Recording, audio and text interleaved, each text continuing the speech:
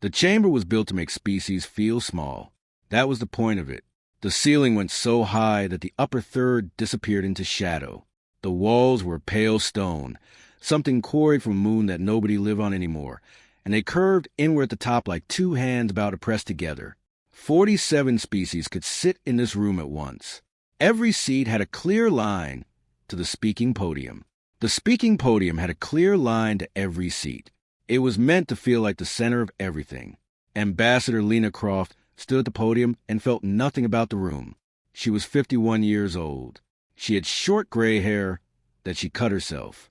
Her face had stopped being young so long ago that she didn't remember the change happening. She wore standard diplomatic gray. No medals, no pins, nothing decorative. Just a small Earth seal on her collar. The seal was no bigger than a thumbnail. She set her papers on the podium. They were actual papers, printed, physical. Some of the delegates found this old-fashioned. A few smiled at it. Croft did not care what they found it. She began to read. Her voice was flat. Not cold. Flat. The voice of someone reading numbers aloud, distances, quantities. The kind of voice that belongs to people who have spent a very long time learning not to let it shake. Earth's Unified Council submits the following to the Directorate record, she said. In the 9-month period beginning the 4th of March, the Earth Frontier Authority has cataloged 11 separate incursions into the Meridian Buffer Zone. The Meridian Buffer Zone was established under Compact Article 7, Section 3, as a demilitarized corridor of 30 light-years depth between Valhari Hegemony Territory and Earth's outer colony ring. She turned a page. Of these 11 incursions, 3 resulted in the disruption of Earth colony supply lines. 2 of those disruptions lasted longer than 30 days. The human settlements dependent on those supply lines number approximately 400,000 people. Another page. On the 17th of October, Earth Station Heliodor 7 ceased all communication. Heliodor 7 was a manned refueling and emergency shelter station located at coordinates 7.4 by 4 by 112 in the outer buffer zone. At the time of communication loss, the station had 147 personnel aboard. Earth Frontier Authority search vessels reached the station's last known coordinates on the 22nd of October. No station was present. No distress signals were found. 147 personnel remain unaccounted for. She turned another page. She did not look up at the chamber. She did not look at the 47 delegations arranged in their tiered seating. Earth has submitted 11 formal protests to the Directorate in the 9-month period under review. Earth has received 11 acknowledgments of receipt and 3 preliminary review notices. No formal findings have been issued. No corrective action has been taken.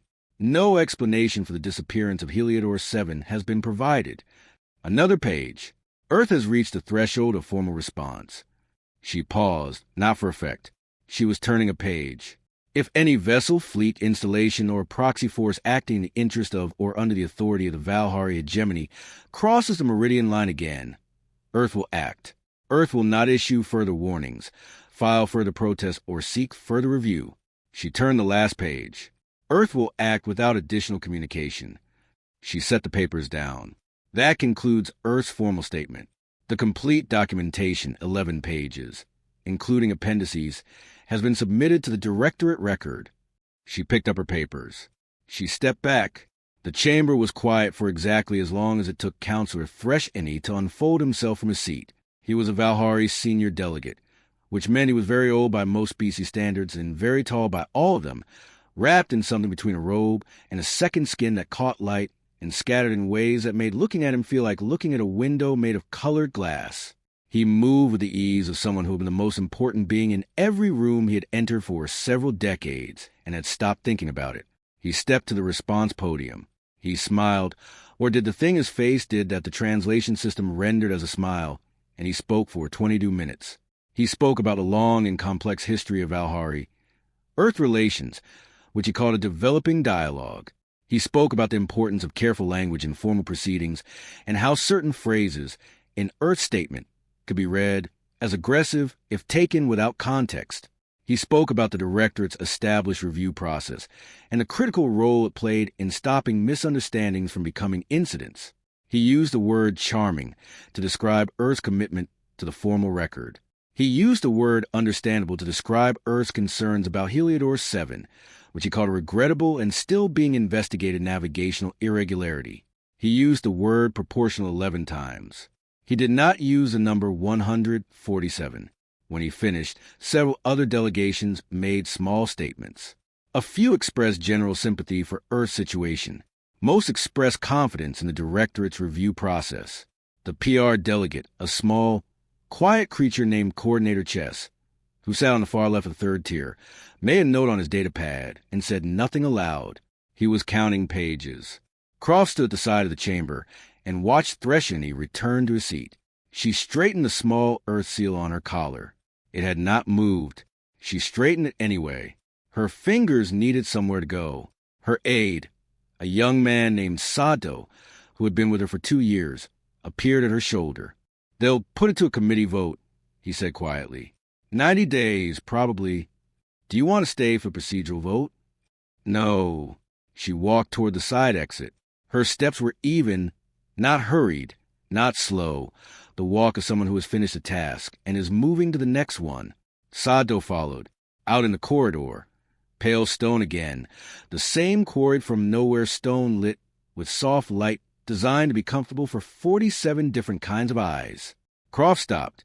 She pulled out a small comm device and typed 11 characters. "Send it." Sado waited. "What did you send?" he asked. He was young enough to still ask. "A note to Commander Voss." Croft put the comm away and started walking again. "Ambassador," Sado caught up. "Do you think they'll listen after the statement?" She didn't answer right away. They walked.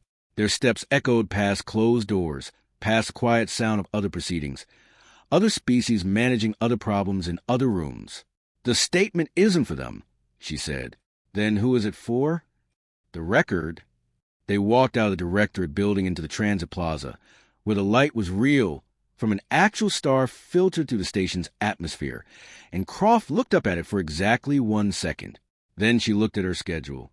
"I have a debrief at 1400, she said. "Then I want to review the documentation before we transmit the full package." "All 11 pages?" "Yes." "Do you need me to flag anything specific?" "No," she said. "I know what's in it." She did. She had written most of herself over 4 years, in pieces, in the spare hours between other things. The first 10 pages were documentation. Dates, coordinates, names, the kind of careful, steady record-keeping that looks like patience, and is actually something else. Page 11 was different. She had written page 11 slowly. She had thought about it for a long time. She had thought about the 147 people on Heliodor 7 whom she had never met. She had thought about the 400,000 people in colonies that had gone more than 30 days without supply runs. She had thought about 11 protests and 11 acknowledgments in a process that had processed nothing. Then she had written page 11 the way you write something when you are completely, finally done waiting. Back in the chamber, the procedural vote was being prepared. Coordinator Chess in the third tier had opened Earth's full submission on his datapad and was reading through it. Page 1, page 2, the documentation, dates, coordinates, station IDs, supply route disruptions. He read carefully, the way he read everything, because he had learned early that the things people slipped past careful readers were usually the things that mattered. He reached page 10. He turned to page 11. He read it. He read it again. The page was not a protest. It was not angry language or political positioning. It was a list of every Valhari asset within 30 light years of the Meridian line, stations, shipyards, fuel depots, communication relays, transit hubs, supply routes, each one cataloged, each one given coordinates to 3 decimal points of precision, each one marked with a small notation, a letter and a number. The letters were categories, S for station, Y for shipyard, R for relay, T for transit. The numbers were sequence numbers. They ran from 1 to 67. They were in order. Chess had spent 30 years in the Directorate. He had seen protests and statements and political gestures of every kind. He knew what posturing looked like. He knew what a bluff looked like. He knew what a targeting index looked like. He sat very still. Around him, The chamber continued its work. Thresh was conferring with his legal team about the phrasing of their formal response. The procedural staff was drafting the committee formation notice. The vote was being scheduled. The 90-day clock was being set. Chess looked at the sequence numbers, 1 to 67, in order. He looked at the bottom of page 11. There was a date there, small, almost like a footnote. He looked at that date for a long time. He ran the calculation. The Directorate had logged the first Valhari incursion, the very first one 9 months before this hearing, as a navigational irregularity. Standard entry. Filed and closed. The file had been closed within a week. The date on page 11 was 3 days after that first incursion. 3 days after the first one. Before the second, before the third, before Heliodor 7, 4 years ago. And they started building this. Chess thought, when we filed the first one away. He sat with that. The chamber emptied around him. The lights shifted to their low setting. The pale stone walls went quiet. He opened a message on his datapad, addressed it to a contact outside the Directorate. Someone who might actually listen, who had the right kind of clearances and the right kind of judgment. He started typing. He stopped. He thought about what to say, how to say it, and whether there was time. He didn't know how much time there was.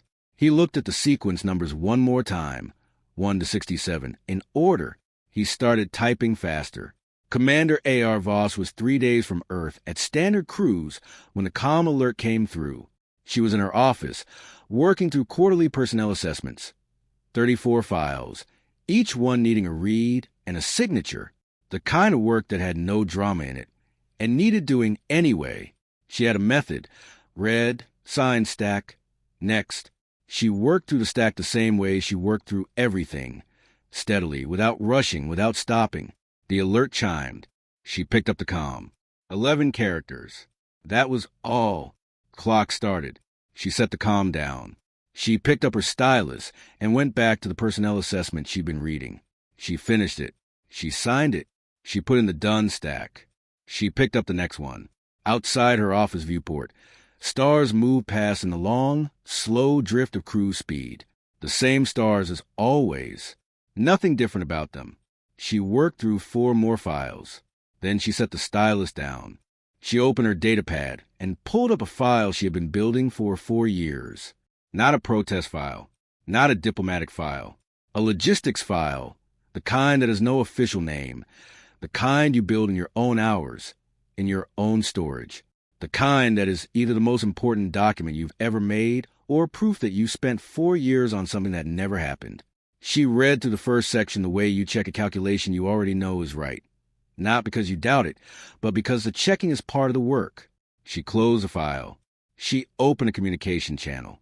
"Give me the fleet coordinators," she said. "All 12. Her aide's voice came back. "All 12, Commander?" "All 12. A pause. "That's all of them, Commander." "Yes." A shorter pause. "Yes, Commander." She went back to her personnel assessments while she waited for the connections to open. She was near the end of the stack by the time all 12 channels confirmed. She did not preamble. The clock started. "Run your final readiness checks," she said. "Report deficiencies within 48 hours. After 48 hours, I don't want to hear about deficiencies. I want to hear about solutions." 12 voices confirmed. She closed the channel. She finished the last personnel assessment, filed it, and set the stack aside. She looked out the viewport. Ordinary stars. She thought about 147 people. Not the long way. She'd learned years ago that the long way didn't have a useful end. She thought about them briefly and precisely. She thought about them long enough to confirm, one more time, that she was not doing what she was doing for the wrong reasons. She wasn't. She was doing it because the math was done. For years of work had arrived at a conclusion, the way a survey arrives at a conclusion. Without heat, without anger, just with the weight of accumulated fact pressing down until there was only one answer left. The Directorate would vote. The committee would review. The process would process. Earth would be done waiting for the process. She looked at the comm device on her desk. 11 characters. She had sent nothing back to Croft. There was nothing that needed saying. The message was not a question. It was a notification. The answer to a notification is action, not words. She pulled the personnel file stacked back toward her and checked the signatures. All done. All filed. Good people. All of them. Fleet coordinators, ship commanders, the 22,000 below them. She had read every personnel file herself twice. She knew what she was asking them to do. She signed the cover sheet, filed it, and picked up her coffee. It was cold. She drank it anyway. The Directorate's vote passed 43-2 at the end of the session. Earth's complaint would go to the Interspecies Relations Subcommittee for a standard 90-day review. A notice of acknowledgement would be transmitted to Earth's diplomatic office within 10 business days. Fresh Ani thanked the chamber for its efficient and measured handling of a sensitive matter. 2 delegates voted no. Nobody asked him why. Coordinator Chess cast his no vote and then sat alone in the thinning chamber for a while, his data pad open on his knee. Page 11. He kept coming back to it. 67 targets. Sequence numbers. A date. He had sent his message. He didn't know if it would reach the right people. He didn't know if the right people would understand what they were looking at. He didn't know if there was time for understanding to become action, even if everyone understood. He looked at the sequence numbers one final time, 1 to 67. Neat, patient. Built over 4 years, one entry at a time, every time the Directorate had filed something away, and called it resolved. The warning in the statement, the last paragraph, the one that would go into the official record and be discussed in Directorate legal reviews for years, said, "Cross the line and Earth will act." But page 11 didn't say anything. Page 11 just showed that Earth already knew, in precise and ordered detail, everything it would need to know. The warning was a statement. Page 11 was something else. Page 11 was the proof that the warning was never really necessary. Chess closed his datapad. He walked out of the empty chamber into the corridor and moved fast, faster than was usual for him, thinking about who would listen, how much time he had, and whether those two things could possibly overlap. The corridor was long. He walked it quickly. It did not feel long enough. The second station went dark on a Tuesday. Not that Tuesday meant anything out past a meridian line. Days of the week were a human habit, a way of putting a frame around time, so it didn't feel so large. Sergeant Dio Okafor knew it was a Tuesday because he kept a calendar on his bunk wall, a real paper calendar, the kind you tear sheets off, with pictures of Earth cities for each month. This month was Lagos at dawn. He had torn off enough sheets that he knew exactly which day it was, always, no matter how far from Earth he got. It was a Tuesday when Heliodor 9 stopped answering.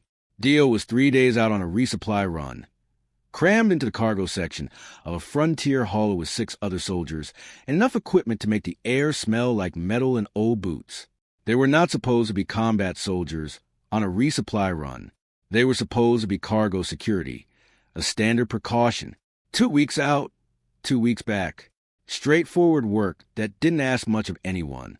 The comm alert came through the ship's speaker system. Not an alarm, just a change in status. One light on the communications board switching from green to a flat, unblinking gray. Gray meant no signal. Gray meant the station wasn't transmitting. The comms officer ran the check twice, then a third time, the way you do when the board is telling you something you don't want to believe. She ran it a 4th time. The result was the same every time. Heliodor 9 coordinates confirmed. No transmission detected. No emergency beacon. No automated backup signal. Nothing. Not static. Nothing. Dio was looking at his resupply manifest when the captain's voice came over the internal channel. Calm, deliberate. The voice of someone deciding how to say a thing while saying it. Heliodor 9 is dark, the captain said. We are rerouting to the secondary depot at Calm Station. All personnel stand by. Dio set his manifest down. He picked it up again. He set it down. He looked at it. He had been reviewing the same page for 20 minutes without reading it. And now he kept his eyes on it because his eyes needed somewhere to go that wasn't the gray light on the comms board. Heliodor 9 had 214 people on it. He knew because he had been to Heliodor 9 twice before. He knew the layout of the main deck. He knew the commissary served a potato stew on Fridays that was genuinely good, better than it had any right to be this far from anywhere. He had played cards in the common room with a technician named Bautista, who cheated badly and pretended he wasn't cheating. And the whole table let him do it because it was funnier than winning. 214 people. He picked the manifest up again. Page 1. Item 1. He read the item number. He moved to item 2. 12 minutes later, a second transmission came through. Not from Heliodor 9, but from a Valhari automated navigation beacon that had appeared at Heliodor 9's last known coordinates. The beacon broadcast cheerfully in the standard Directorate format, repeating its message on a loop. Transit lane realignment in progress. Civilian and commercial vessels, please divert to alternate corridor. Thank you for your cooperation.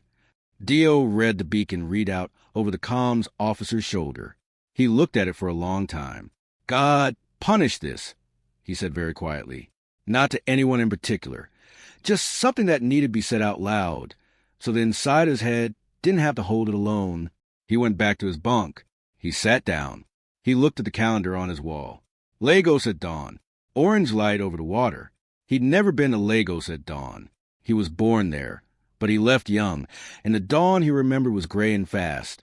Nothing like the picture. He thought about Bautista. And the card game. He thought about 214. He picked up his manifest. He reviewed it from the beginning. In the Directorate chamber, the condolences were formally expressed within 3 days.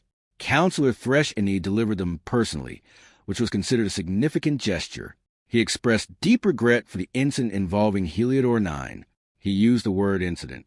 He described the situation as deeply unfortunate and assured the chamber that the Valhari hegemony was committed to a full and transparent investigation into how such a navigational confusion could have occurred so close to an established human installation.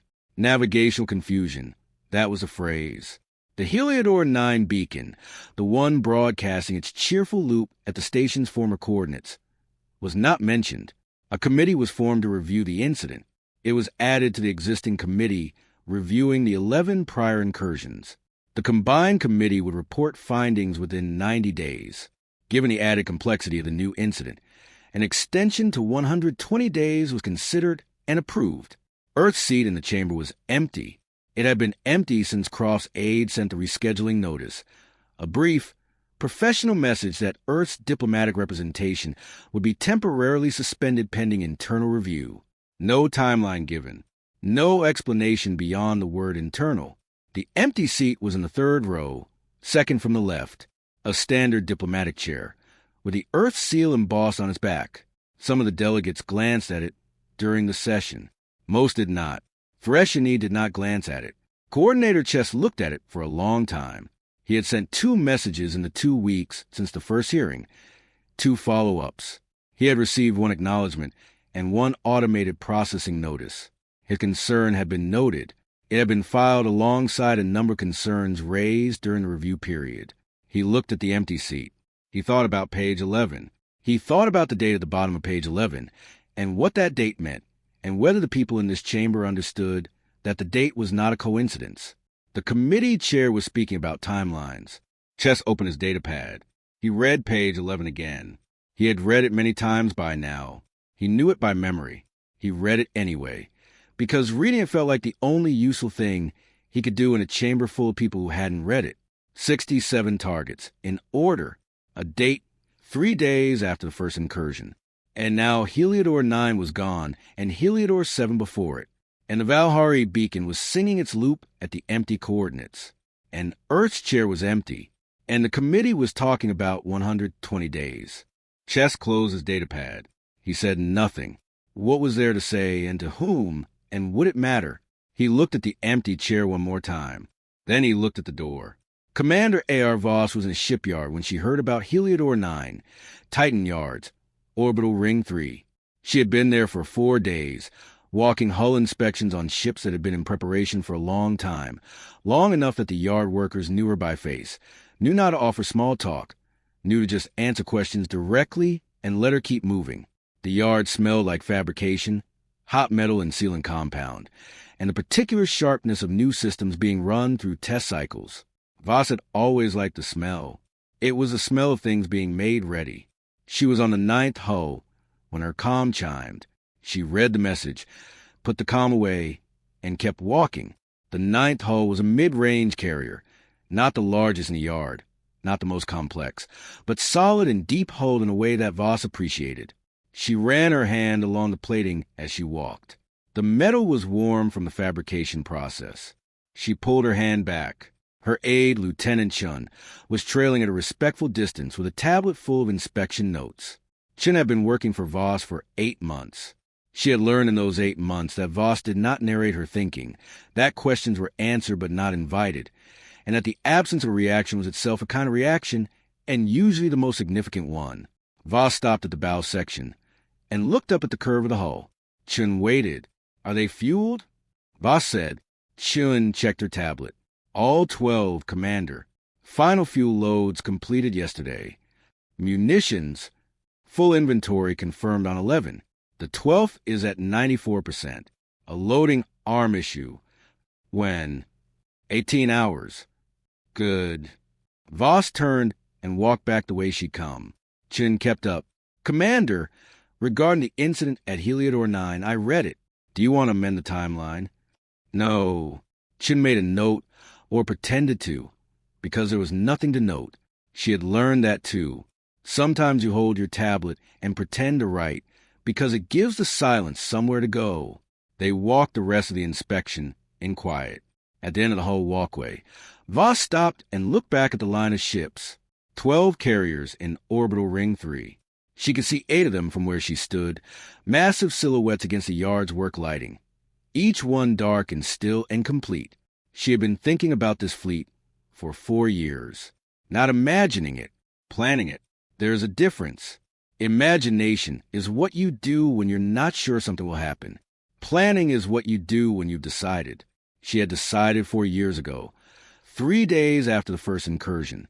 She had kept planning through the second incursion, the third, the supply line disruptions, Heliodor 7, 11 protests, 11 acknowledgments, the committee that was formed, and a committee that would now extend to 120 days.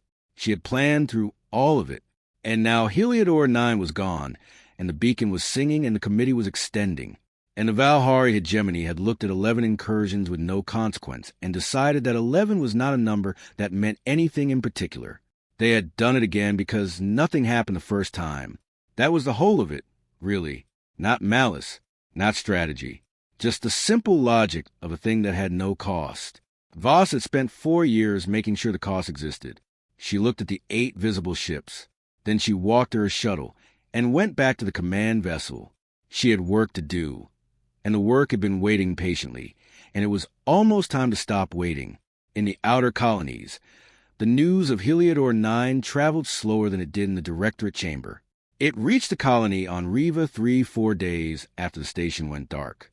The colony administrator there, a woman named Priya Vasant, who had been running the settlement for 11 years and had survived 2 supply disruptions in the last 9 months, received the notification while she was reviewing the water reclamation report. She read it. She read it again. She set it aside and finished the water reclamation report, because water reclamation didn't stop being important because the station had disappeared. For 1,000 people in her colony needed water more urgently than they needed her to sit with the news. When she finished the report, she opened the notification again. 214 people. She had never met anyone stationed at Heliodor 9. She had filed supply requests through the station's logistics office, but had only ever dealt with automated systems, never with a name or a face. She thought about that for a moment. The way a station could have 214 people in it and still feel from a distance like just a node in a network, a stop on a route, a number in a manifest. She sent a query to the Directorate's Relief Coordination Office, asking about alternative supply routes for the colony's next scheduled shipment, given the loss of Heliodor 9 as a transit point. When the automated response came back in minutes, "Your query has been received. Relief Coordination Review is currently subject to a 120-day committee process. Alternative routing options will be assessed as part of the standard review. Thank you for your patience." The Sunt looked at the response. She read the part about 120 days. She looked out the window of her office at the settlement. Low buildings and a dust-pale landscape. Solar collectors on every roof. The children were out in the Sentry Yard. School had just released, making the noise that children make when they haven't seen inside of a building for 6 hours. She pulled up her emergency supply inventory. She counted. She started making her own arrangements, because 120 days was not a number she could give to 4,000 people. The Directorate's formal acknowledgement reached Earth's diplomatic office exactly 10 days after the hearing, as promised. The office was largely unstaffed by that point. A small administrative team had stayed to manage incoming communications and maintain the formal presence. They received the acknowledgement. They logged it. They sent an automated confirmation of receipt. The acknowledgement was filed in the same directory as the previous 11 acknowledgements. Nobody sent a follow-up. Nobody expected one. In the Directorate chamber, in the hallways outside it, in the diplomatic lounges where delegates met between sessions. In all those places, the general understanding was that Earth was upset and would continue to be upset for some time, and would eventually return to its seat and resume the process that the process was designed for. This was how things worked. Species got upset. Stations went missing. Supply lines got disrupted. Committees formed and extended and eventually reported. The process moved slowly because it moved carefully, and careful was better than fast. And the whole architecture of interspecies governance was built on that principle. Earth would return to its seat. That was the general understanding. Coordinator Chess held a different understanding. Alone in his office that evening, with page 11 on his screen and the sound of the empty chamber somewhere down the hall, he had received that afternoon a response to his second follow-up message. Not an automated one. An actual response from a senior colleague who had apparently finally read his flag memo. The response said, "Chess, appreciate the due diligence. I reviewed Earth's submission. The page in question reads to me as political posturing, possibly connected to internal Earth politics around the upcoming assembly elections. We'll keep it in mind, but don't see immediate cause for escalation. Keep flagging if you see more." Chess had read that response 3 times. Political posturing. He looked at the sequence numbers on page 11, 1 to 67, in order, each one with coordinates precise to 3 decimal points. Each one annotated with a category and a strike number. He looked at the date. He thought about the 4 years between that date and today. For years of incursions, protests, acknowledgments. For years of the process processing and arriving at nothing. For years of Earth watching the Directorate's response and, apparently, building a very organized and detailed list. Political posturing. He closed his colleague's message. He opened a new one, different recipient this time. Someone higher up, someone who would need convincing, and whose convincing would matter. He started writing. He wrote carefully. He laid out the way you lay out an argument you need to win. Not with alarm, because alarm was easy to dismiss, but with evidence, date by date, entry by entry, page 11 and what it meant and why it was not posturing. He wrote for 2 hours. He read it back. He sent it. Then he looked at the empty chair in the chamber on his office security feed, the one overlooking the main hall, and he thought about Earth's shipping lanes, about the commercial transit routes that moved 2,000 vessels a month, about the fact that nobody had checked on those lanes recently. He pulled up the lane traffic data. He found a report from 6 days ago, routine monitoring output. He skimmed to the summary. He stopped. He read the summary again. Detected commercial transit. 0. Not reduced. Not disrupted. 0. For 6 days, the lanes that moved 2,000 vessels a month had moved nothing. Chess sat back in his chair. His tea was on the desk beside him, gone cold an hour ago. He hadn't touched it. He looked at the cold tea. He looked at the lane report. Outside his window, the Directorate station's lights were cycling into night mode, a long, slow dimming that happened every 18 hours to mark the passage of artificial time. The lights went down. He sat in the dimness with the lane report open on his screen. 0. He reached for his comm. He started making calls. D.O. Okafor reached the secondary depot at Callum Station 2 days later. He spent the layover in the common room, not sleeping, not really eating, running through his manifest for the 6th time on a data pad that he had long since stopped actually reading. It was something to do with his hands. His hands needed something. One of the other soldiers, a young woman named Torres, who had been on her first frontier posting when this trip started, sat across from him and watched him flip through the manifest pages without reading them. "You okay?" she asked. "Fine." "You've looked at that same page for times." "Checking my work." Torres was quiet for a moment. Heliodor 9, she said. Were you close with anyone there? Dio set the datapad down. He looked at it. Then he picked it up again. I knew a guy named Bautista, he said. Technician. Terrible at cards. Torres said nothing. 214 people. Dio said, not to her, just out loud. Just to say the number in a room where it could be heard. Same as Heliodor 7 was 147. Torres was quiet. 361 people, he said. Between two stations. He turned a page on the manifest. And we're rerouting. He said nothing after that. Torres said nothing either. The common room hummed with the ship's systems. Air circulation. Engine vibration. The faint rattle of something loose in the ventilation that had been rattling since day one of the journey and would apparently rattle forever. Dio reviewed the manifest one more time. Then he closed the datapad. He put it down. He looked at the ceiling, which was uninteresting and low and had a scratch in the paneling that looked faintly like a river if you tilted your head. He thought about Bautista. He thought about the Valhari beacon, cheerfully looping its message at the empty coordinates where a station used to be. Transit lane realignment in progress. Please divert. He closed his eyes. He did not sleep for a long time. 14 days after Heliodor 9 went dark, Earth stopped answering the Directorate's hails. Not with static. Not with a polite message explaining the delay. The channel simply opened and stayed open and stayed empty, the way a phone line sounds when the number at the other end doesn't exist anymore. The Directorate's communications team ran standard diagnostics. All clear. The channel was functional. The signal was reaching Earth's registered diplomatic frequency without any interference. Earth was just not answering. They tried the alternate frequency. They tried the emergency diplomatic relay.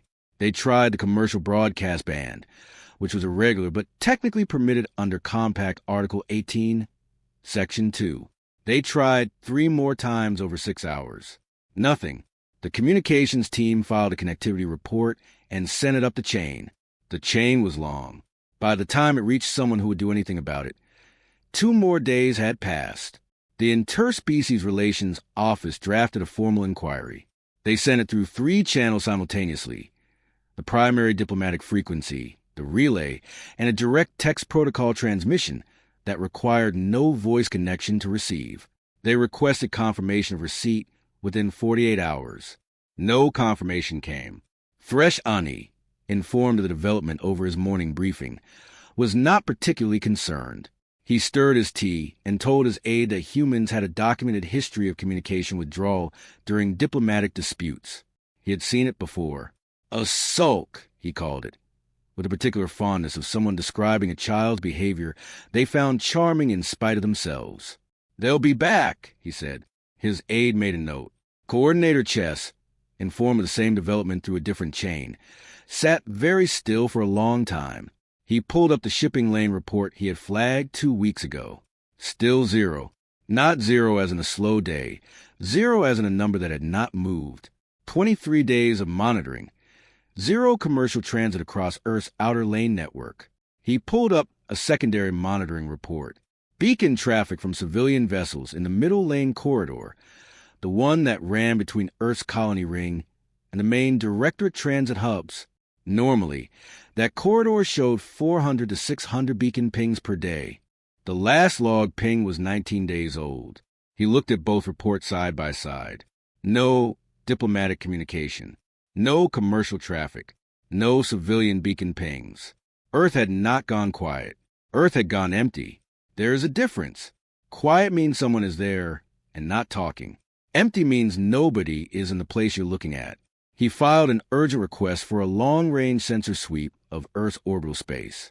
The request went to the monitoring division. Its standard processing time was 5 to 7 business days. He flagged it as high priority. That reduced it to 3 to 5. He sent a message to his contact superior, someone with enough authority to push the sweep through immediately. Then he pulled up every recent report he could find on Valhari hegemony assets near the meridian line. He read for a long time. The Valhari Border Patrol vessel Thivin was running a standard observation pass along the outer edge of hegemony-controlled space when its long-range sensors registered a contact. The patrol commander, a veteran officer named Valora, who had run the same route for 7 years without incident, looked at the reading and assumed it was a calibration error. Long-range sensors on a border patrol vessel were not, as a rule, precise instruments. They were good enough to tell you that something was there, roughly how large it was, and roughly in which direction it was moving. Beyond that, you verified with closer passes and direct observation. She ordered a closer pass. The contact did not resolve into a clearer shape. It expanded. She ordered the sensors recalibrated. Fresh baseline. Full diagnostic sweep. The sensors came back clean. The contact was still there. It was larger now. Or rather, the sensors were better understanding how large it had always been. They were reading drive signatures. Multiple drive signatures layered on top of each other in a way that made them initially appear as one large reading rather than many distinct ones. Her systems were not designed to parse this kind of reading, because this kind of reading was not something that happened on a routine border patrol pass. The tactical officer ran a manual count. He stopped counting at 40 and reported upward. Valora looked at the readings. She looked at the tactical officer. She looked at the readings again. She picked up her comm and filed a contact report. She used the word significant in the report because she could not, in that moment, find a more accurate word. And significant was a word that traveled up a chain of command without losing too much meaning along the way. Her superior officer received the report, called her excitable, and recommended she verify the calibration and resubmit if the anomaly persisted. Valora set the comm down. She looked at the readings on her screen, which were not a calibration error, which had not changed since she'd been looking at them, which were, in fact, slowly becoming more defined as the distance decreased, and the sensors had more time to resolve what they were seeing. She looked at her tactical officer. "Run the count again," she said. He ran it again. He came back with a different number. Higher. She filed a second report. This one she marked as urgent. This one she addressed over her superior's head to regional command. Then she kept watching the readings. The contact, the thing the sensors could not fully describe with the vocabulary they had been built for, continued its movement. Steady, even, unhurried. Not the movement of something trying to hide. The movement of something that had already decided where it was going. She watched it for a long time. She thought about the human station that had disappeared, and the other one before it, and the hearings she had seen reported on the Directorate feeds. She thought about the formal statement and the committee that had been formed to review it. She thought about the contact on her screen. She thought about the word significant, and whether it was doing enough work. She reached for the comm again.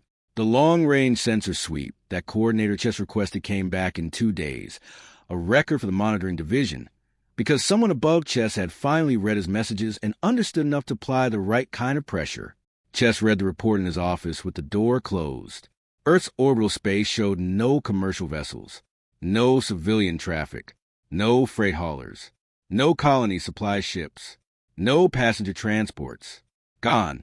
The standard infrastructure of a civilization that moved 2,000 vessels a month through its shipping lanes was completely absent. What the sensors did show was military configuration, not an absence, a rearrangement. The particular kind of orbital spacing that spoke to a fleet that had been organized and was no longer in the place it was usually kept. The sweep couldn't tell him where the fleet had gone. He pulled the sensor data from the relay stations along the main Earth-to-Directorate corridor. The last relay ping from an Earth vessel was 18 days old. He pulled the data from the outer buffer zone monitors. The buffer zone monitors had been running on automated cycle. Nobody had been actively watching them, because the buffer zone was, by definition, a demilitarized space where nothing was supposed to happen. When he ran a retrospective analysis on the last 30 days of data, the analysis took 20 minutes. He looked at the results. 17 days ago, a large-scale movement had passed through the outer buffer zone. The monitors had logged it, filed it automatically, and generated a routine traffic report that had gone into a queue that had not been reviewed. The traffic report had the word significant in it. He looked at the movement data. The scale of it made him sit back in his chair. The Valhari Border Patrol's report, the one from a Thivan, the one that had been called excitable, was on his screen too. He pulled it up next to the buffer zone data. He compared the two. Same movement, different observation points. The same thing seen from two angles. He had been worried for weeks. He had been sending messages and filing flags and writing careful arguments and waiting for someone to listen. He had been doing all of that in the deliberate, methodical way the Directorate process required, because the Directorate process was what he had. He looked at the data. He was not worried anymore. Worry was for situations where there was still time to prevent something. He reached for the calm with a steadier hand than he expected. Sergeant Dio Okafor received his orders on a Tuesday. Of course it was a Tuesday. In a transit bay on Callum Station that smelled like recycled air and cheap food from the commissary 3 levels up, the orders came in the standard military format, a document with a lot of numbers and a small number of words, and the words were chosen to be precise rather than informative. Dio read them twice, which was once more than he usually needed, because the first time through he thought he might be misreading the scale of the operation. He was not misreading it. He folded the orders and put them in his chest pocket and looked out the bay window at the Callum Station docking ring, where 2 more transport vessels were completing their berthing procedures. Behind them, through the station's outer viewport, he could see the edge of the fleet. Not all of it, not even close to all of it, but enough of it that the stars on one side of the viewport were partially blocked by the silhouettes of ships. Enough ships to block stars. He had been a soldier for 11 years. He had served in 3 conflicts, 2 containment operations, and more frontier postings than he cared to count. He knew what a deployment looked like. He knew what a significant deployment looked like. He had a clear sense of the scale of vocabulary. This was outside his vocabulary. The briefing was held 2 hours later in the bay with 89 other soldiers and 1 briefing officer, who delivered information the way a weather system delivers rain. Thorough, impersonal, covering everything without caring about any of it. The briefing officer laid out the objectives, the operational zones, the specific targets, and the sequence in which they would be addressed. The rules of engagement were detailed and precise, addressing many specific scenarios with clear and specific answers. Dio listened. He was a careful listener. He listened the way you listen when you know the briefing will be done in 20 minutes, and after that you will have only whatever you remembered. So you try to remember everything. He organized it as he listened. Objectives here, timeline here, contingencies here, ROE here. He noticed about halfway through that none of the rules of engagement included a stopping condition. Conditions for escalation, yes. Conditions for tactical withdrawal in specific scenarios, yes. Conditions for pause pending command review, yes, in very limited circumstances. A stopping condition, as in a defined state at which the operation concludes on its own terms without further command instruction, was not present. He thought about that. The briefing officer finished and opened the floor for questions. There were several questions about logistics, communication protocols, extraction procedures, and support availability. Dio's question was simpler. "When do we stop?" he asked. The room went quiet. The briefing officer looked at him, not with surprise, but with a particular neutral expression of someone who was expecting the question, had an answer for it, and had chosen that answer carefully. "When the objectives are complete," the briefing officer said. "All 67 of them." A pause. "That's classified." Dio said mostly to himself, in a way that was not really a response to anyone, but just a sound inside of his head needed to make. He looked down at the briefing document in his hand. He looked at the objectives. He understood they were not stopping. That was the answer. Not because the answer was hidden. It was right there in the briefing.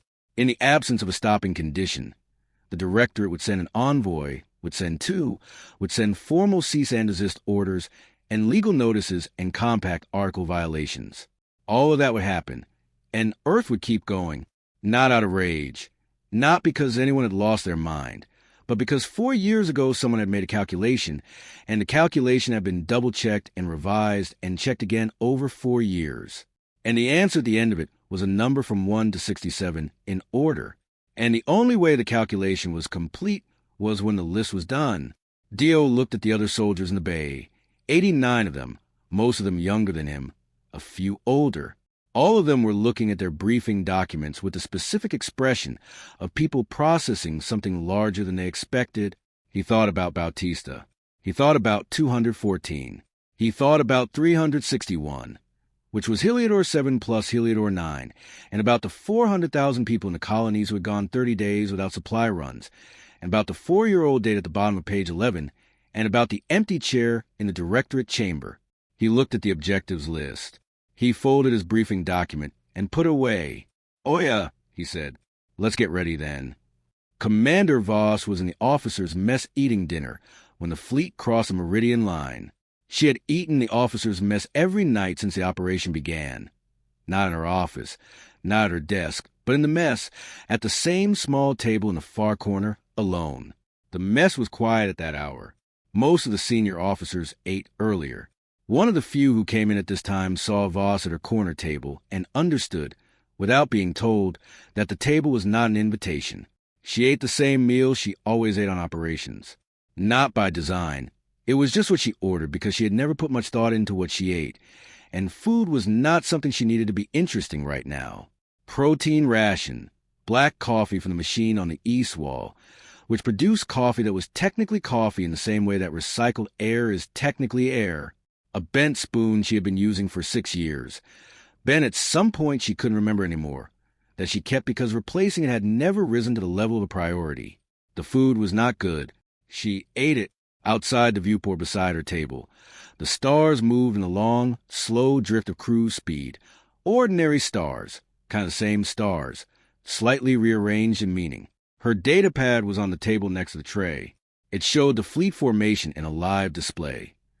12 carriers and their accompanying vessels spread across a width of space that was difficult to intuitively grasp from inside one of the ships. From the inside, it felt like a single vessel moving through space. From the outside, which she had seen in the planning maps, it looked like something a different word was needed to describe. The meridian line crossing had been logged 40 minutes ago. No alarms had been triggered on the human side. That was expected. Earth had removed its own monitoring alerts from the buffer zone 18 days ago, because alerting yourself to your own fleet position was not useful. On the Velhari side, she expected alarms were now triggering. Border monitors, patrol vessels, command chains receiving increasingly urgent reports from subordinates they were inclined to call excitable. She ate. She thought about timelines. She thought about the sequence 1 to 67, and the order in which the targets would be reached, and what each one's removal would mean for the shape of the situation. She thought about the human cost, because she always thought about it, because she had put it into the planning from the beginning, and she was not about to take it out now. Every soldier and pilot and crew member on this operation had been briefed. Every one of them had a function. Every function had redundancies. She had built the redundancies herself over 4 years, adjusting them as circumstances changed and new information came in. She had not built this because she was certain everyone would come home. She had built it because the math required trying. She drank the coffee. It was bad. She looked at the fleet display. She looked out the viewport at the stars. She picked up her bent spoon and finished the rest of the ration. She did not look like a woman starting a war. She looked like a woman eating dinner alone at a corner table who happened to have 67 things to do before she slept. In the Directorate chamber, the emergency session was called for the following morning. Coordinator Chess attended. He had not slept. He was in his chair in the third tier, third row, with a data pad full of reports and a cup of tea he had filled and forgotten about, gone cold on the arm of the seat. The chamber was louder than usual. Delegates conferred with their aides, voices overlapping. The particular sound of a room full of people who had received alarming information and had not yet decided what to do with it. The monitoring division had finally issued a full report. The report described, in the careful and precise language of Directorate monitoring procedures, the movement of a large formation of vessels from Earth's orbital space through the meridian buffer zone and across the meridian line into the region of space adjacent to Velhari hegemony-controlled territory. Large formation. The report used that phrase because the monitoring procedures did not have a vocabulary for what they were actually looking at. Large formation was the best the available language could offer. Fresh was not in his usual seat. He was at the front of the chamber, standing, which he almost never did. His composure was intact. The folds of his diplomatic dress were still arranged correctly. His voice was still measured. But something around his edges was different. The quality of his stillness was different. He was still the way things are still right before they move. He was speaking about Article 24 of the Compact, and Earth's clear and serious violations, and the Directorate's obligation to respond, and the specific measures available under the emergency provisions, and the timeline for implementing them. He spoke well. He always spoke well. Chess looked at the cold tea on his armrest. He looked at the empty chair in the Earth delegation section, still empty, still holding its small Earth seal. And he thought about page 11 and the sequence numbers and the date. He thought about the fact that the fleet had already crossed the line. It had already crossed. The Directorate was meeting now. The emergency session would run by procedure for at least 4 hours. Motions would be filed. Legal teams would assess the Compact Article violations. Formal demands would be drafted and transmitted. The process would move as fast as it could, which was faster than usual in an emergency, but still not fast. The fleet was already across the line. Chess picked up his cold tea. He held it. He did not drink it. He thought about a woman he had seen once on a diplomatic feed, a recording from the last Earth hearing, which he had watched several times. Ambassador Croft reading her statement in that flat, even voice, turning pages, not looking up. He thought about the 11 characters she had sent after walking out. He didn't know what the message said, and he had tried to find out. The message had been encrypted with an Earth military cipher that the Directorate's analysis team had not been able to break, which itself was information. He thought about what you send in 11 characters to a fleet commander when you are done with the room you just left. Whatever it said, it had been enough. The chamber was loud with procedure. Chess set his cold tea down. He opened his datapad. He pulled up page 11. He looked at sequence number 1. Then he looked at the live fleet tracking data his contact had forwarded, which was not supposed to be in his possession but was, and which showed the fleet's position and heading. He found sequence target number 1 on his monitoring map. He found where the fleet was. He did the distance calculation. He set the datapad face down on his knee and looked at the chamber ceiling, the high-engineered dark, the curve of pale stone above all 47 of them. He thought about how the chamber was built to make species feel small. He thought about how it was mostly working right now. He sat quietly in his seat and let the session move around him. There was nothing to do. There just was not enough time left to do it in. The first thing that went was a communication relay at Velhari Outpost V14. Not because it was the largest target, not because it was the most important one. It was sequence number 1, because it was the first link in a chain, a relay node that connected the outer hegemony border stations to their regional command hub. Without it, the border stations could still talk to each other. They could not talk to anyone above them. The relay went dark at 3:12 hours, fleet time. By 3:15, 7 border stations were operating in an information blackout and did not yet know it. The fleet did not stop to observe the result. The fleet moved to sequence number 2. Voss was on the bridge for the first 3 hours, not standing dramatically at the viewport, but sitting at the command table with her tactical display, a cup of coffee that she refilled once, and 4 officers around her who had trained for this and knew how to work without being managed. She watched the display. The sequence moved the way a well-built machine moves, without drama, without difficulty, because the people who built it had accounted for the difficulties beforehand, and the accounting was in the structure itself. Each target was reached. Each target was addressed. The display updated. The sequence moved to the next number.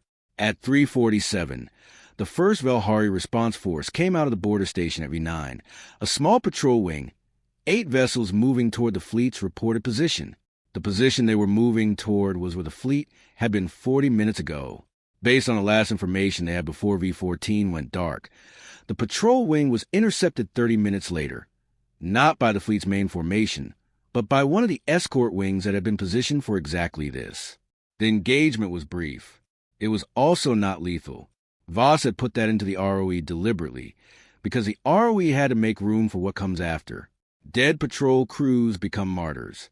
Disabled patrol crews become a message. The 8 vessels were disabled and held. The fleet moved to sequence number 3. At 5:11, Voss left the bridge. She went back to her office and pulled up the casualty board, a live display that she had set up on day 1 and had not turned off since, and would not turn off now because the point was to see it. The board showed injured and dead from the fleet's own forces, updated in real time by the medical teams. As of 5/11, the board showed 23 injured for dead. She looked at each name, not the way you look at a list, but the way you look at something you're going to carry. She had carried names before. She knew how. She made 4 notes in her personal log, 1 for each name. The notes were brief. They would go to the families eventually, in whatever form families can receive things like this, and they needed to be written by someone who had read the names on a board and understood that they were not data. She filed the notes. She went back to the tactical display. Sergeant Dio Okafor's unit hit the platform at 6 o'clock. The platform was a mid-tier Valhari maintenance hub, large enough to be target number 8 on the sequence list, small enough that a ground unit could take and hold it. Dio's unit had been assigned the ground campaign early, which meant they had been training for specific targets while the fleet handled the strike sequence. It was organized. It was deliberate. It was the kind of planning that takes years and shows. The platform was defended, not heavily. A platform this size had a security contingent, not a garrison. But the security contingent knew what they were doing and made the entry cost something. Dio took a hit on the way through the 3rd pressure door. Not deep. The armor held most of it, and the medics sealed it in 40 seconds. Dio kept moving, because stopping in a breach corridor was a way to make the list of problems longer. They took the platform in 11 minutes, not because they were faster or stronger or more fearless than the defenders, but because they had the specific knowledge of the platform's layout, corridor by corridor, door by door, and defenders did not have the specific knowledge of what they were facing. Preparation is not the same as courage, but preparation makes courage more efficient. Dio secured the main control room and posted his people at the critical junctions, then stood in the center of the platform's operations floor and breathed for a moment. The operations floor was a functional space, industrial screens showing system statuses, equipment racks on the walls, the smell of a workspace, metal and heat, and the particular smell of systems that had been running for a long time without stopping. Normal, ordinary, a place where people had been doing their jobs an hour ago. He reported the platform secure up the chain. Confirmation came back. Good. Hold and await secondary assignment. The secondary assignment took 40 minutes to come through. Dio used the time to walk the platform, not for tactical reasons, but because he was a senior soldier on site and it was his job to know what he had. And also because walking was something to do with his body while his mind worked. He walked the maintenance corridors, the equipment bays, the personnel quarters, empty now, the occupants in secure, holding area waiting for transport. Small rooms, functional. The kind of small room anybody lives in when they live in a place that exists to serve a function rather than to be lived in. Bunk, storage, 1 personal item allowed per bunk. A photo, a small plant, a worn book with a spine that had been cracked and re-cracked a dozen times. Normal, ordinary. He kept walking. He came out onto the platform's observation deck, a narrow external space, more of a maintenance walkway than anything designed for standing and looking, but it had a viewport, and he stopped at it. Stars. The same ones. Different angle. He thought about Platform 8 and the fact that there were 67 of them. He thought about the distance between number 8 and number 67, which was a lot of maintenance corridors and equipment bays, and small rooms with 1 personal item per bunk. He thought about Bautista. He thought about what Heliodor 9 looked like right now, not the station. The station was gone. The coordinates. He thought about empty coordinates with a beacon looping its cheerful message, and about the fact that the beacon was sequence number 19, which meant it was still 12 targets away. His comm chimed. Secondary assignment. He went back inside. The director's envoy arrived at the edge of the engagement zone on the 3rd day, a single diplomatic vessel, the Sovereign Accord, which was a Directorate standard crisis response ship, large enough to be visible and clearly marked with the Directorate's insignia on every surface that could hold it. It broadcast its identity and purpose on every available frequency simultaneously, which was a protocol for a vessel that wanted to be extremely clear about what it was.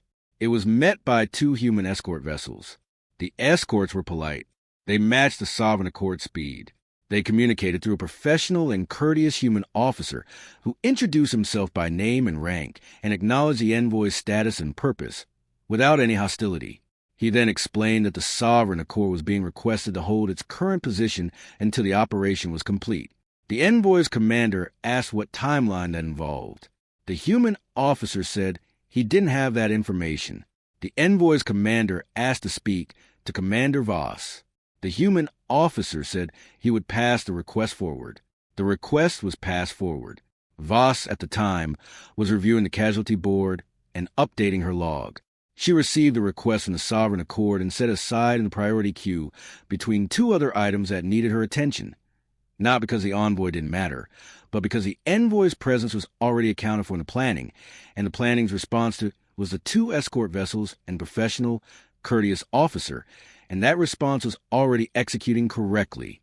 She went back to the casualty board. 41 injured, 11 dead. She wrote 11 notes. The Sovereign Accord held its position. It transmitted formal compact violation notices on 4 separate channels. It transmitted a cease and desist order drafted by the Directorate senior legal team, citing 17 articles of the interspecies compact and requesting immediate suspension of hostilities. The escort vessels received each transmission and confirmed receipt. The fleet moved to sequence number 22. Thresh-Anib's communication came through on the 4th day. He had been trying to reach the human fleet since the operation began. He had tried through every diplomatic channel, through the Directorate's emergency network, through a back channel that the Velhari hegemony maintained for exactly these kinds of situations.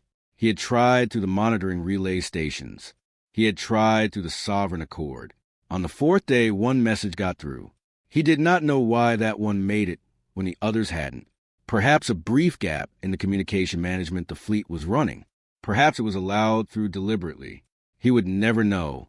He wrote the message carefully. Anib had been thinking about what to write for 4 days. He had gone through many drafts in his head and discarded all of them because they were the wrong frame. Not stop. Stop was not something he could offer as a proposition because he had nothing behind it. Not peace. Peace was for later, if later existed. He wrote, "Were your terms?" 6 words. Simpler than anything he had written in decades. He sent it. The reply came back in 11 minutes. 6 words. Read the last page. We are. He sat with that for a long time. Read the last page. Page 11. The list, the sequence. 1 to 67. In order. We are. Not we will. Not we intend to. We are. Present tense. Active. Already in progress. We are reading the last page. We are doing exactly what the last page said we would do. He had spoken for 22 minutes at the hearing.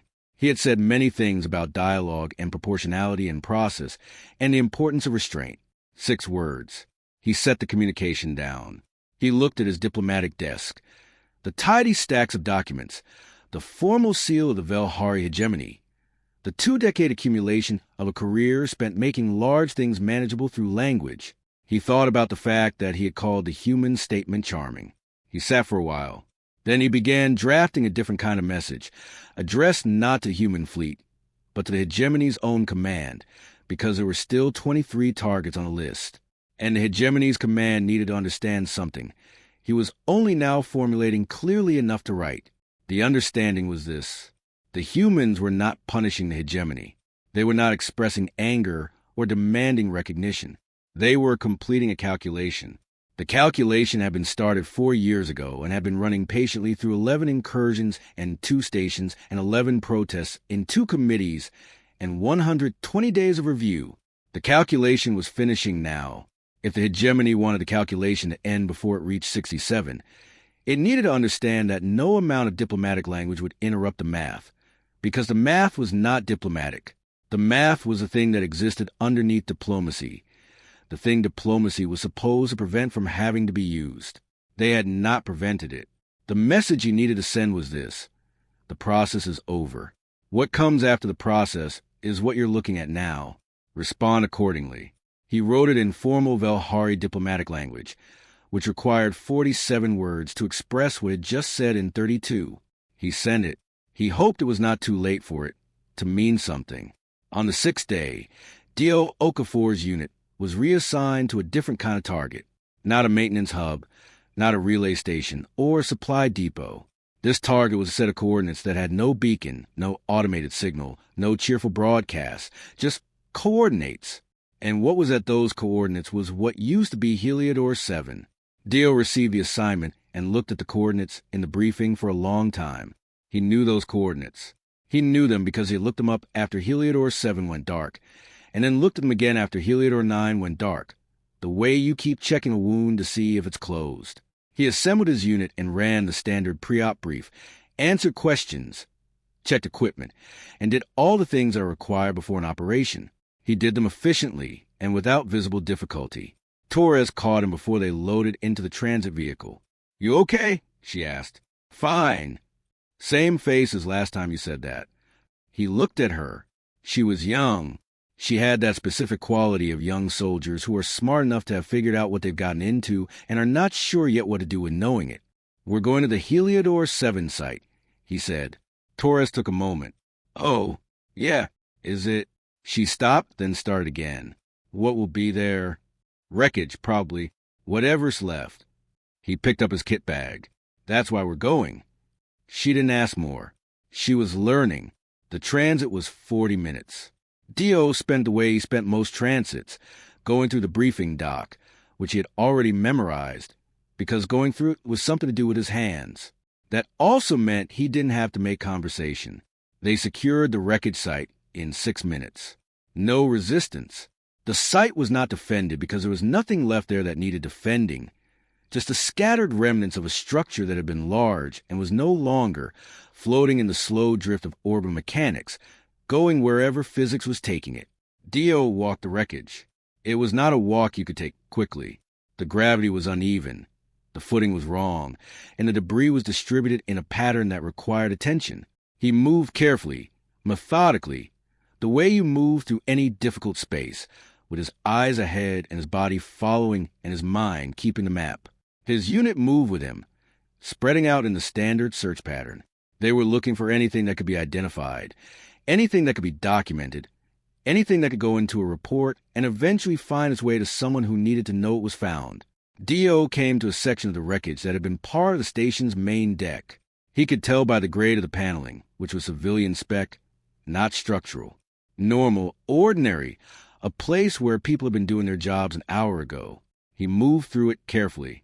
He found the countertop in a corner of what had been a small communal space, a break room maybe, or a common area.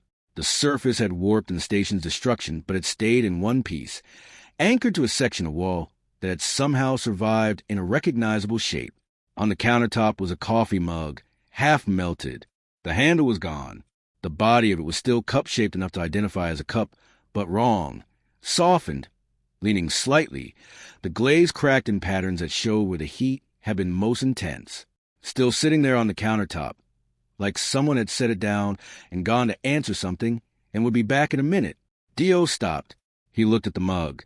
He did not move for a while. He thought about 147 people, which was a number he had carried for 9 months. He had carried it in the careful, control way you carry a number you have to function alongside. Not too close, not put down, just held at the right distance so it gives you purpose without taking you apart. He looked at the mug. One person had put that mug on that countertop. One person with one cup of coffee in one small moment of an ordinary day before the day stopped being ordinary.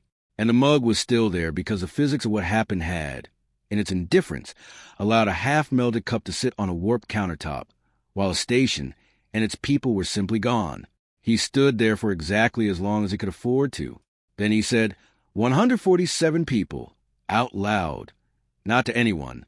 Not for any tactical reason. Just so the number was set in the place it belonged. Then, "Oh yeah, let's keep moving." He turned around. His unit was watching him, spread out in the wreckage, each of them in the middle of their search, but paused, eyes on him. They moved.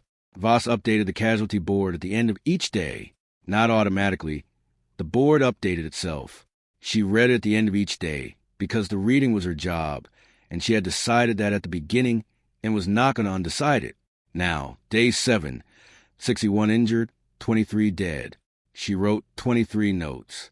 Her aide, Lieutenant Chun, had been working 18-hour days since the operation began. Chun was competent and calm and had not complained once, which Voss noticed without commenting on. She would comment on it later in the assessment. For now, she needed the competence and the calm, and Chen apparently needed to provide both. So the arrangement worked. On the evening of Day 7, Chun came into Voss's office with a tactical report from Sector 4, one of the operation's more difficult zones. Multiple targets in proximity to each other, requiring more precise sequencing than other areas. The report showed a projected casualty rate for the next 48 hours. Chun laid out a proposed adjustment, a modified approach to the target sequence in Sector 4 that would change the route geometry, introduce a longer transit between targets, and reduce the projected casualty estimate by 12%. It would add 22 days to the timeline. Voss listened to the full proposal. She looked at the numbers. She looked at the modified route. She approved it. She made a note.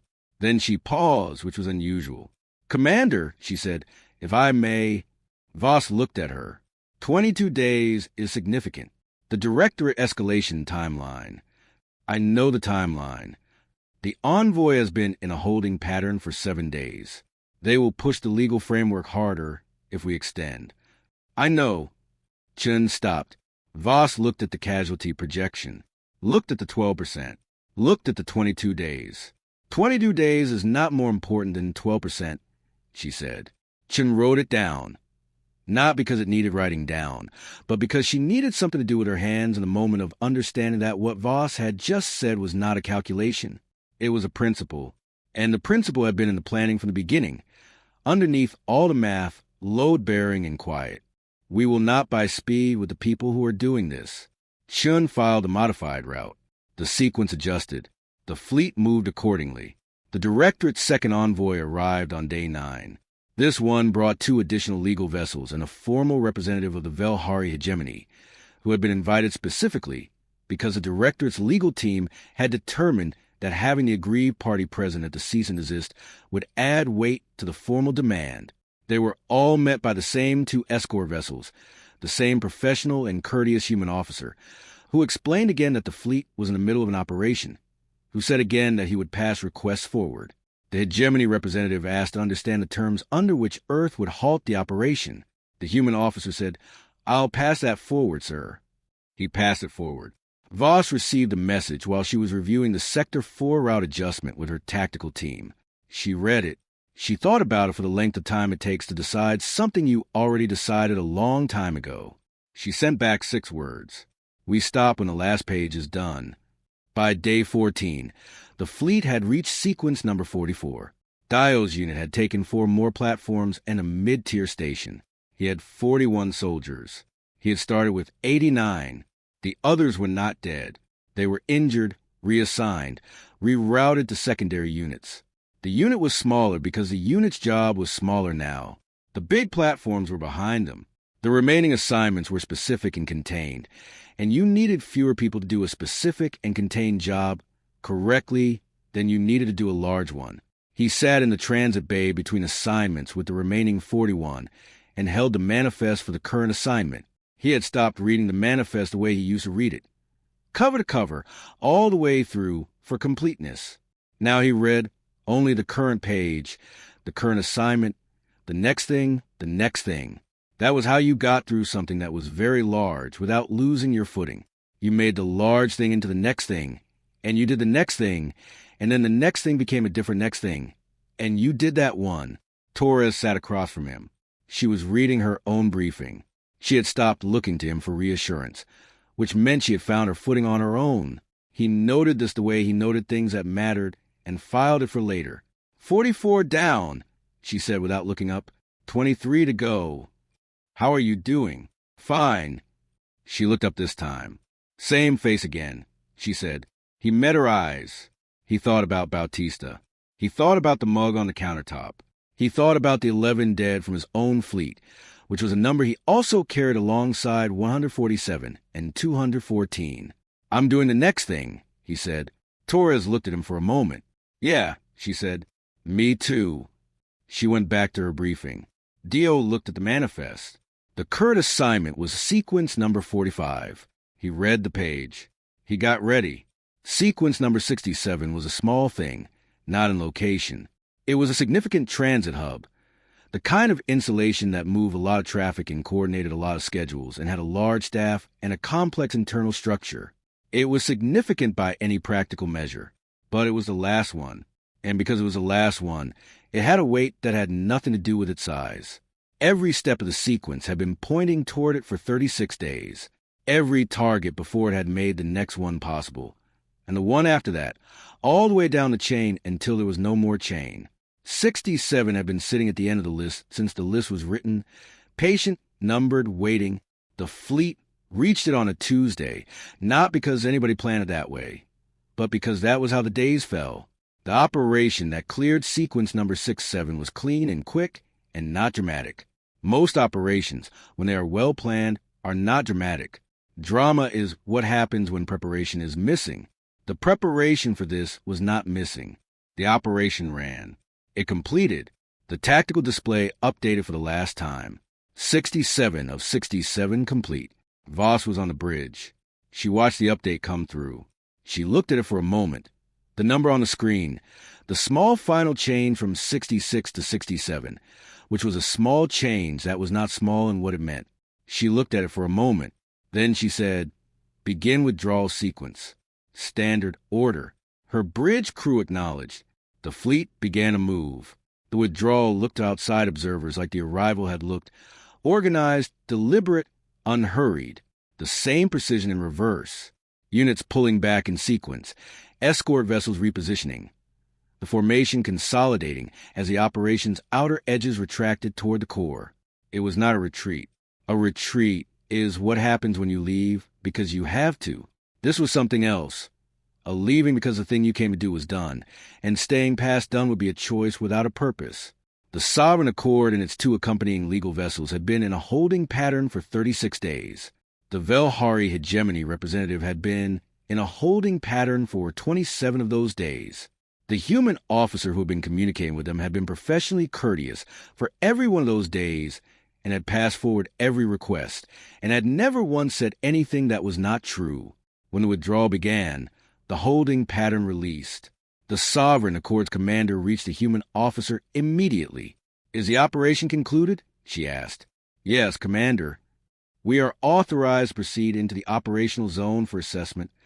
"Yes, Commander. Standard access. All detainees will be transferred to Directorate custody at Rendezvous Point Echo." A pause. "That's understood. Thank you." "Of course." The professional and courteous human officer signed off and went to find something to eat because he had been on a 16-hour shift and was not at his best. The Sovereign Accord moved into the operational zone.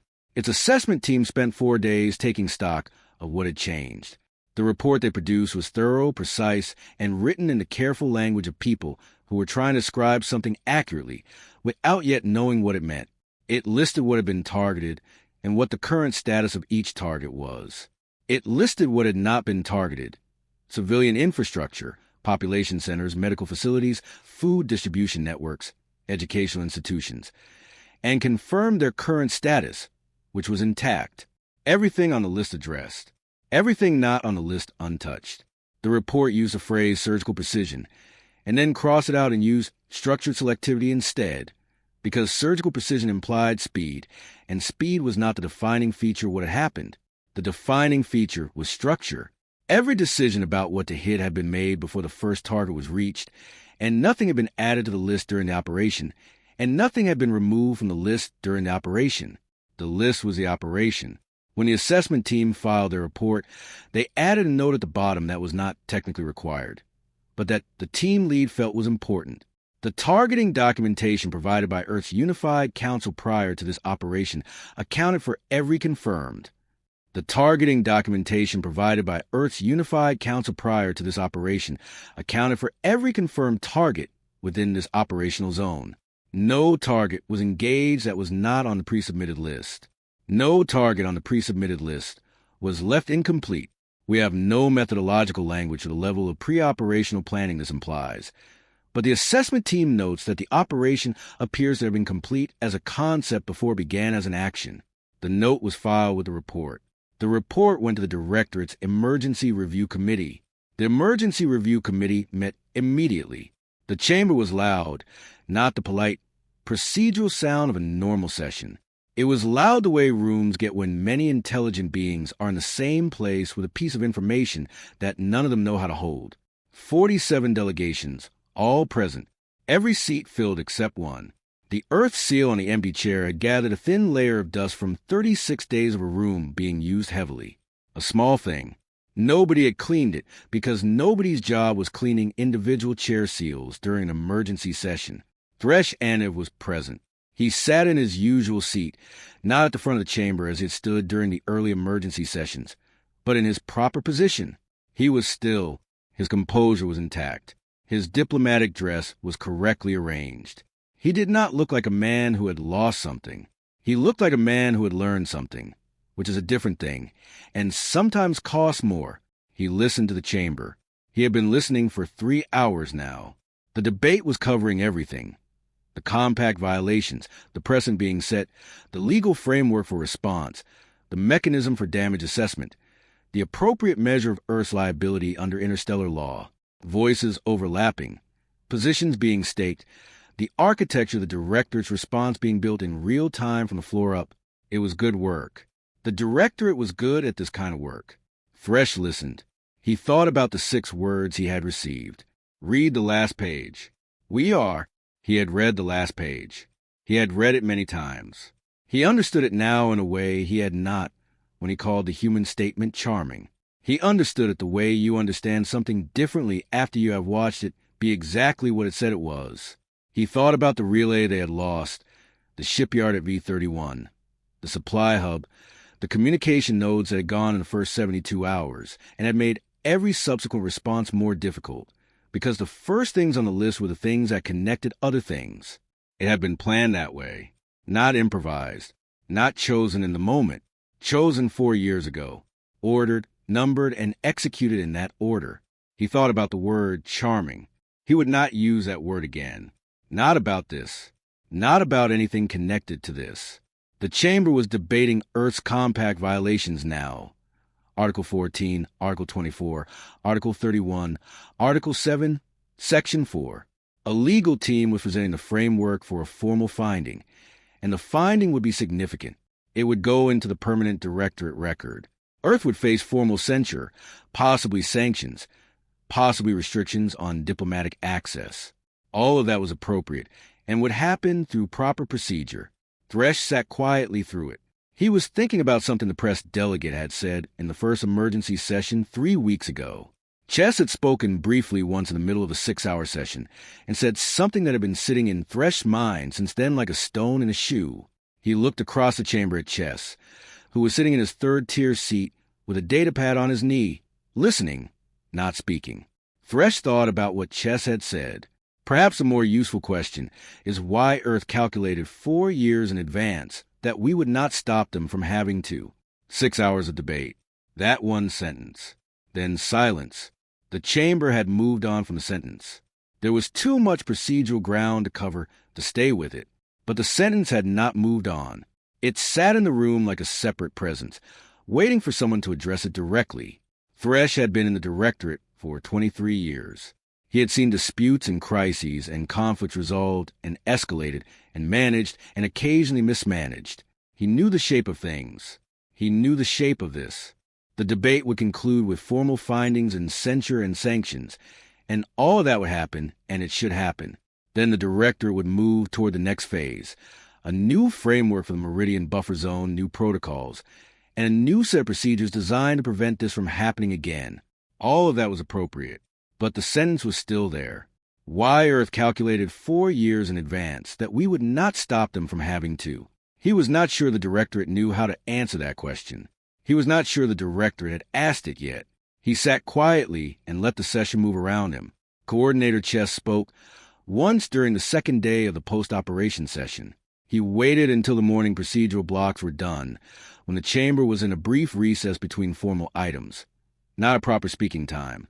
Just 10 minutes when delegates could make informal comments or raise points for the record before the next item was called. He stepped to the informal comment podium. The chamber quieted, not completely. There was still murmur and movement. Delegates talking to aides, administrative staff preparing for the next item. He spoke for 3 minutes. He talked about page 11, not for the first time. He had been referencing it in memos and messages for weeks, but he had not spoken about it on the floor. He spoke calmly, without alarm, because the time for alarm had passed, and what was needed now was something closer to clarity. He said the date on page 11 is the important thing. He said the date tells us that Earth's response was not a reaction to the second station, or the third incursion, or the 11th. It was a response to the first one, the very first one, the one the Directorate filed as a navigational irregularity and closed within a week. He said Earth looked at that closure and made a decision. The decision was not to file a protest. The decision was to begin building a list. He said, "We are debating Earth's violations of the compact, which is appropriate. Earth violated the compact. That is true," he said, "but a finding and a censure and a sanction will not address the thing the date on page 11 tells us. The thing the date tells us is that Earth spent 4 years doing math while we were filing things. And now the math is done." He looked at the chamber. He said, "The question I am not sure we have asked yet is what we're going to do differently. Not what we're going to do to Earth. What we're going to do differently." He stepped back from the podium. There was quiet for a moment. Then the session moved to the next formal item. Chess returned to his seat. He picked up his datapad. He looked at page 11 one more time. He knew it by heart and didn't need to, but he looked at it anyway because it was a thing that had started all of his thinking, and he wanted to keep thinking about it. 67 targets, in order. The date. He closed the page. He opened a blank document. He started writing what he thought should change, and how, and why, and what the Directorate needed to understand about what had happened that was not covered by the compact violation framework. He wrote for a long time. The fleet was 3 days out from Earth when Voss submitted her after-action report. She wrote it in her office alone over the course of 2 days, which was fast for a report this size and scope, but was fast because she'd been building in her head since the beginning. The way she built everything in advance, in pieces, in the quiet hours between other work. The report was 43 pages. The first 42 pages were what after-action reports are: operational summaries, tactical assessments, resource expenditures, casualty analysis, timeline breakdowns, after-action recommendations for future planning. Good work. Thorough. The kind of report that gets read by planners and analysts and filed in the places where fleet operations are reviewed and learned from. Page 43 was one paragraph. She had thought about that paragraph the longest. She had written it many times in her head before she wrote it on the page. She had thought about what needed to be said, exactly and in how many words, and what those words were. The paragraph described the new buffer zone coordinates. Not a proposal, not a suggestion. Coordinates. Specific, numerical, precise to 3 decimal points, the same way page 11 had been. The new buffer zone was larger than the old one. It had been drawn not by diplomats sitting around a table working from compact articles and historical precedent. It had been drawn by the geometry of the operation, where Earth's fleet had gone, what it had done there, and what the shape of that action implied about the line that now existed in practical rather than theoretical terms. The diplomats would argue about it, would work on formalizing it to the compact framework, would negotiate the language. All of that would happen and should happen, but the coordinates were already real. The fleet had made them real. Below the coordinates, she wrote one sentence. Earth has no further communication at this time. She read it back. She filed a report. She looked out the viewport. The stars at this distance from Earth had a particular quality she recognized, not visible to naked eye, not something you could point to and explain, but a quality she knew from experience. He organized it as he listened. Objectives here, timeline here, contingencies here, ROE here. He noticed about halfway through that none of the rules of engagement included a stopping condition. Conditions for escalation, yes. Conditions for tactical withdrawal in specific scenarios, yes. Conditions for pause pending command review, yes, in very limited circumstances. A stopping condition, as in a defined state at which the operation concludes on its own terms without further command instruction, was not present. He thought about that. The briefing officer finished and opened the floor for questions. There were several questions about logistics, communication protocols, extraction procedures, and support availability. Dio's question was simpler. "When do we stop?" he asked. The room went quiet. The briefing officer looked at him, not with surprise, but with the neutral expression of someone who had expected the question and had chosen the answer carefully. When the objectives are complete, the briefing officer said, all 67 of them. A pause. That's classified. Dio said, mostly to himself, not really a response to anyone, just a sound his mind needed to make. He looked down at the briefing document in his hand. He looked at the objectives. He understood. They were not stopping. That was the answer. Not because it was hidden. It was right there in the briefing. In the absence of a stopping condition, the Directorate would send an envoy, then another, formal cease and desist orders, legal notices, compact violations. All of that would happen, and Earth would keep going. Not out of rage, not because anyone had lost their mind, but because 4 years ago someone had made a calculation, checked, and revised it again and again. The answer at the end of it was a list from 1 to 67. The calculation was only complete when the list was done. Dio looked at the other soldiers in the bay, 89 of them, most younger than him, a few older, all studying their briefing documents with the expression of people processing something larger than expected. He thought about Bautista. He thought about 214. He thought about 361. Heliodor 7 plus Heliodor 9. About the 400,000 people in the colonies without supply runs for 30 days. About the 4-year-old day at the bottom of page 11. About the empty chair in the Directorate chamber. He folded his briefing document and put it away. He said. Let's get ready. Commander Voss was in the officers' mess-eating dinner when the fleet crossed the meridian line. She had eaten there every night since the operation began, not in her office or her desk, but at the same small table in the far corner, alone. The mess was quiet at that hour. Most senior officers ate earlier. The few who entered saw her and understood the table was not an invitation. She ate the same meal she always did during operations, not by design, just habit. Protein ration, black coffee from the East Wall machine.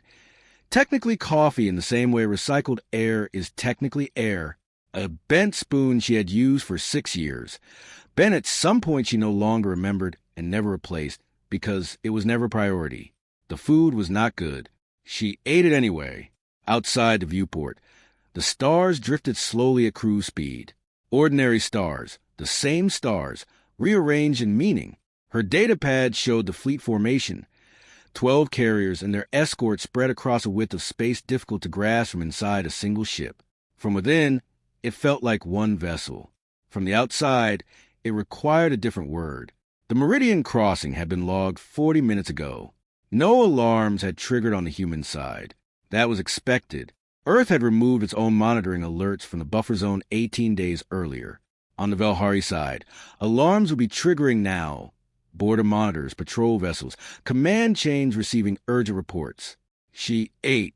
She thought about the sequence, 1 to 67, the order, the targets, what each removal would mean. She thought about the human cost, because she always did. Every soldier, pilot, and crew member had been briefed. Every function had redundancies.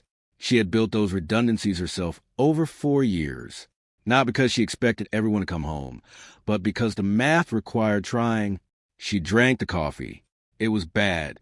She looked at the fleet display, then out at the stars. She finished her meal. She did not look like someone starting a war. She looked like someone eating dinner alone who happened to have 67 things to do before sleep. In the Directorate chamber, the emergency session was called the next morning. Coordinator Chess attended. He had not slept. He sat in the third tier with a datapad full of reports and a cup of tea gone cold beside him. The chamber was louder than usual.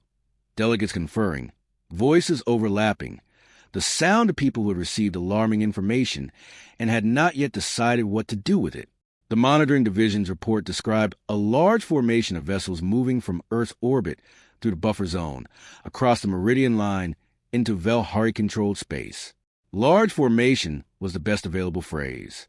The procedures did not have language for what they were seeing. Thresh stood at the front of the chamber, speaking about compact violations, obligations, response measures, timelines. His composure was intact, but something about him had changed. The stillness of something about to move. He spoke well. He always did. Chess looked at his cold tea.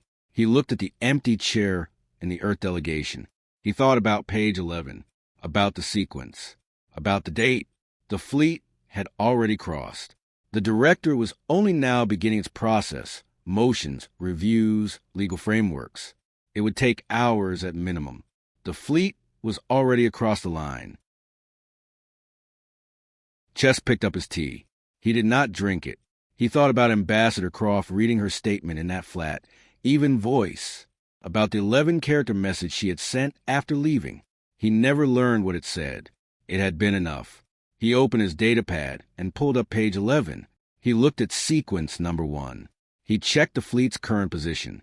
He did the distance calculation. Then he set the datapad down and looked at the chamber ceiling. There was nothing to do. There just was not enough time left to do it. The first target was a communication relay at Valhari Outpost V14. Not the largest, not the most important, just the first link in a chain. It went dark at 3:12. By 3:15, 7 border stations were operating in an information blackout and did not yet know it. The fleet did not pause. It moved to sequence number 2. Voss spent the first 3 hours on the bridge, seated at the command table with her tactical display and 4 officers who knew how to work without being managed. The sequence moved without drama. Each target reached, each addressed, the display updated. At 3:47, a Valhari patrol wing moved to intercept. 8 vessels heading toward where the fleet had been 40 minutes earlier. They were intercepted by an escort wing. The engagement was brief and non-lethal. Voss had written that into the ROE deliberately. Dead crews become martyrs. Disabled crews become a message. The 8 vessels were disabled and held. The fleet moved to sequence 3. At 5:11, Voss checked the casualty board. 23 injured for dead.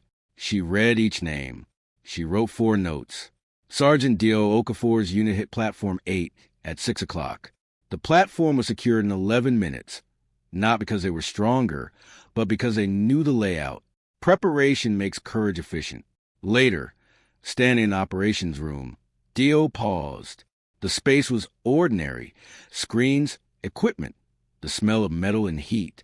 A place where people had been working an hour ago. He reported the platform secure. Then he walked it, not for tactics, but because it was his responsibility to know what he held, and because walking gave his body something to do while his mind worked. He passed through small quarters. 1 personal item per bunk. A photo, a plant, a worn book, normal, ordinary. On the observation deck, he looked at the stars. Same stars, different angle.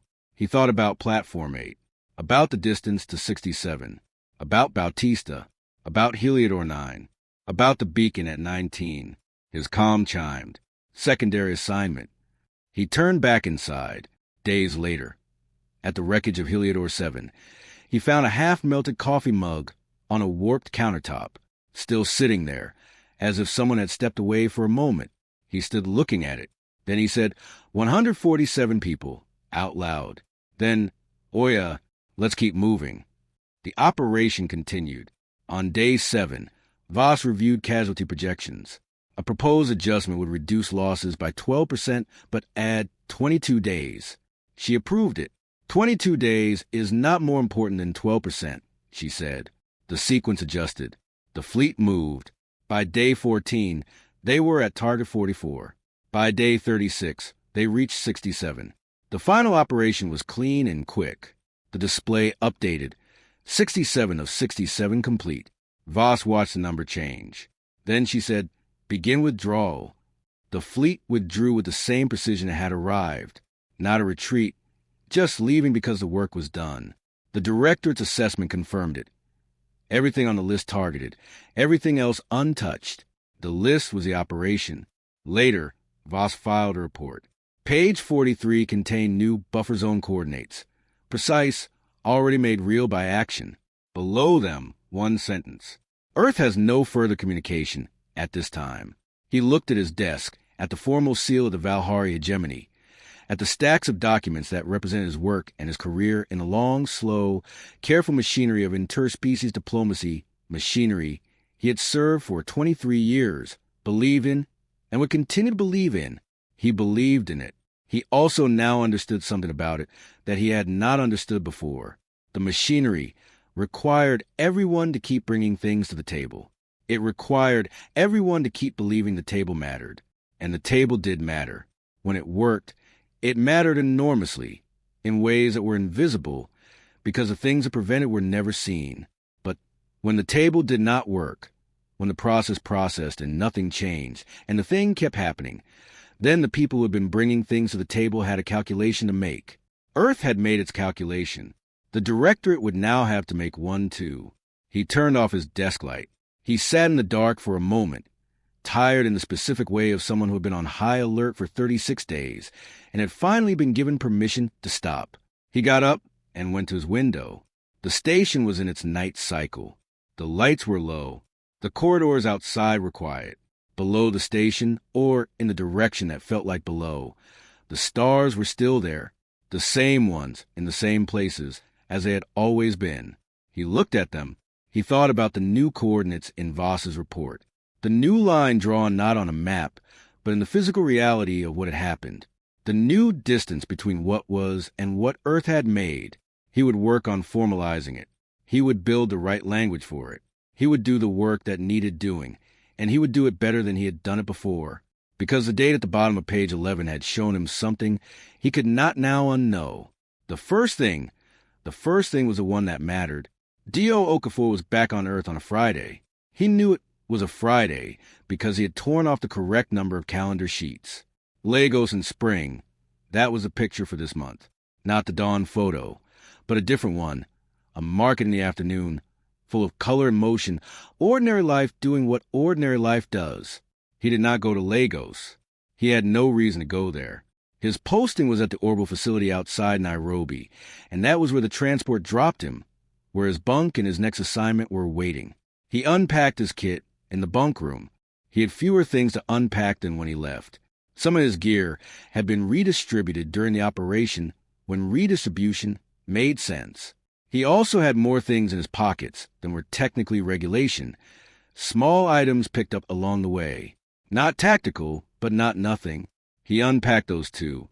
He pinned a new sheet of paper on his calendar wall and wrote the date in his own handwriting, the way he always started a new posting. He sat on his bunk. He had a 36-hour stand down before his next assignment. He was supposed to use it for sleep, food, and what the briefing called personnel recovery activities, the official phrase for doing whatever you needed to do to be functional again. He considered what he needed: sleep, food, probably to contact people he hadn't contacted in 36 days. He did not need to review any manifests. There were no manifests in his possession. His hands had nothing to organize. That was strange. It took some getting used to. He looked at the calendar again. Lagos in spring, the market, the color. He thought about Bautista. He thought about the coffee mug on the warped countertop, now part of the official record, because he had made sure it was. He had written the entry himself. One ceramic drinking vessel, partially melted, intact. Location: main deck communal area, Heliodor 7 wreckage site. Item documented. 6 lines. Precise coordinates. Accurate description. 6 lines. It was not enough. It was also all you could put in a report. He thought about 147 people, and 214 people, and 361 together, and 23 soldiers from his own fleet. He wondered if those numbers felt different now that the list was done. He decided they did not. Done did not change what was gone. What done changed was what came next. He looked at the calendar again. He picked up his comm. He sent Torres a short message. Back safe. Good work out there. He paused, thinking about who else to contact, and decided it could wait until after sleep.